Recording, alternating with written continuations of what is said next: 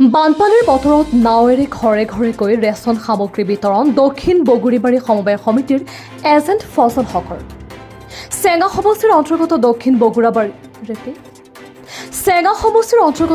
বগুড়িবাৰী সমবায় সমিতিৰ সুলভ মূল্যৰ দোকানী ফজল হকৰ এক ব্যতিক্ৰমী পদক্ষেপ।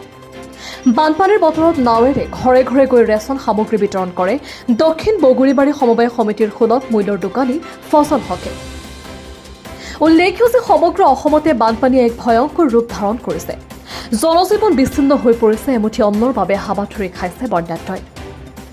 ঠিক তেনে সময়ত দক্ষিণ বগুড়িবাৰী সমবায় সমিতিৰ সুলভ মূল্যৰ দোকানৰ এনে এক ব্যতিক্ৰমী প্ৰচেষ্টাৰ বাবে প্ৰশংসা কৰিছে গ্ৰাহকসকলৰ লগতে সৰ্বসাধাৰণ ৰাইজ।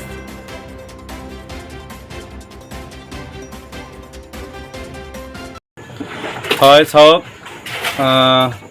আমি ঘৰে ঘৰে এটাই door to door strip Himanta চৰকাৰে এটা আঁচনি দিছে 2000 আপোনাৰ লকডাউনৰ পৰা 2019ৰ পৰা এনেকৈ কৰি আছে আৰু আমিও সেই হিচাপতে হিমন্ত চৰকাৰৰ গাইডলাইন হিচাপত চলি আছোঁ, ৰেচন ডিষ্ট্ৰিবিউটৰ দি আছোঁ।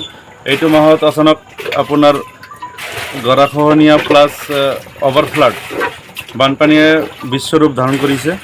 ইয়াৰ ওপৰত ভিত্তি কৰি আমি ঘৰে ঘৰে ৰেচন বিতৰণ কৰিছোঁ আৰু ইয়াৰ লগত আৰু এটা কথা জড়িত আছে যে আমাৰ চাউথ বৰপেটাৰ কাছমাৰা জিপি যিটো সেইখিনি ছাইডত মই কালি গ'লোঁ, যাই চাওঁ বহুত গৰাখহনীয়া হৈ আছে, মানে ভাঙি আছে। হাফ ৱাল কৰা ঘৰগিলা, পাখি ঘৰগিলা দাগ নদীৰ মাজত পৰি আছে। তো আমি চৰকাৰক ইয়াৰ ওপৰত এটা বিহিত ব্যৱস্থা ল'বলৈ অনুৰোধ জনালোঁ আৰু আমাৰ ৰাইজৰ প্ৰতিনিধিবিলাক যিসকল আছে সেইসকলক প্লিজ মই ৰিকুৱেষ্ট কৰিছোঁ, আপোনালোকে ফিল্ডত আহক, আহি কেনে অলপ হ'লেও হেল্প কৰক। বাছ বৰ্তমান ৰাইজক বহুত হেল্পৰ দৰকাৰ, প্লিজ প্লিজ প্লিজ।